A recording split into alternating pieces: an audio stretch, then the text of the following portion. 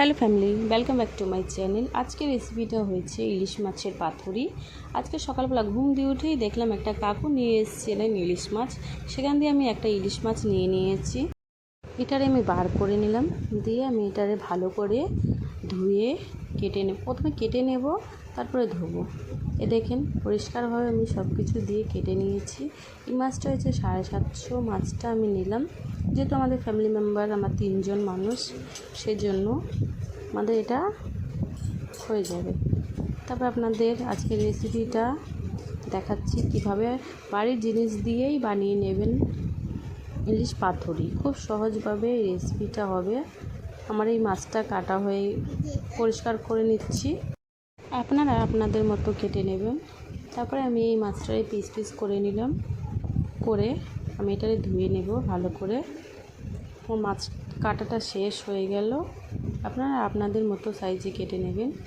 তারপরে আমি নিয়ে নিলাম সর্ষে, এখানে 2.5 চামচ সর্ষে আছে। তারপর আমি প্রথমে গুঁড়ো করে নিলাম, করে হালকা লবণ আর 3টে লঙ্কা দিয়ে আমি বেটে নিয়েছি সর্ষেটারে। আপনারাও এইভাবে সর্ষে বাটলে খুব সহজে বাটা যায়। তারপরে আমি মাছটা নিয়ে নিলাম, দিয়ে দিচ্ছি সর্ষে বাটাটা। এর মধ্যে সর্ষে বাটা, হলুদ আর লবণ, আমাদের বাড়ির জিনিসগুলো দিয়েই আমরা এটা খুব সহজভাবে করতে পারবো। এর মধ্যে আপনি দই অ্যাড করতে পারেন, আমি এর মধ্যে দই দেইনি। তারপরে আমি সব কিছু দিয়ে দিচ্ছি। দেওয়ার পরে এর মধ্যে সর্ষের তেল অ্যাড করব। সর্ষের তেল এখানে একটু কম দেবেন, যেহেতু আর সর্ষের তেল পাতায়ও দিতে লাগবে, সেজন্য এখানে আমি 3 থেকে 4 চামচ সর্ষের তেল অ্যাড করেছিলাম। আপনাদের যদি লাগে সর্ষের তেল যদি কম লাগে তা আপনারা একটু বেশিও দিতে পারেন,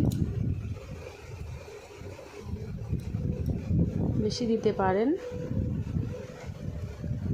আমি এখানে এইভাবে মাছটারে ভালো করে মেখে নেবেন।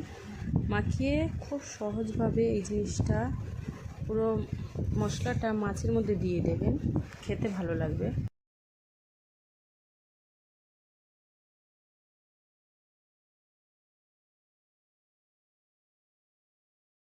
আমি এখানে মাখিয়ে নিলাম, নিয়ে নিয়েছি একটা কলা পাতা।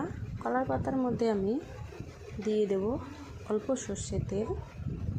সর্ষের তেল দেওয়ার পরে এটারে ভালো করে মাখিয়ে দেবো। এটা আমি আগে দিয়ে কলা পাতাটা ভাপিয়ে নিয়েছিলাম। আপনারা চাইলে কলা পাতাটা পুড়িয়ে নিতে পারেন গ্যাসে, কিন্তু ভাপিয়ে নিলে কি হবে, ফাটবে না পাতাটা, সেই জন্য আমি এখানে ভাপিয়ে নিয়েছি। ভাপানোর পরে আমি এখানে সর্ষের তেল মাখানো হয়ে গেল, এর মধ্যে অ্যাড করে দিলাম একটা ইলিশ মাছ, যেটা আমি মশলা দিয়ে মাখিয়ে নিয়েছিলাম। আপনারাও এইভাবে মাখাতে পারবেন। এর মধ্যে আমি দিয়ে দিলাম একটা কাঁচা লঙ্কা, তারপরে অল্প সর্ষের তেল। আপনারা এইভাবেই দেবেন। সর্ষের তেলটা আমি দেওয়ার পর এটারে ভালো করে বেঁধে দেব। দেখবেন চারবার দিয়ে যেন মশলাটা না বেরোয়। আমার কলা পাতাটা একটু ছোটো হয়ে গেছিলো, আপনারা একটু বড় দেখে নেবেন কলা পাতাটা। আমি হয়তো আর একটু বড় নিলে ভালো হতো, আপনারা এই ভুলটা করবেন না, আপনারা একটু বড় দেখেই নেবেন। তারপরে আমার এটা মোড়ানো শেষ।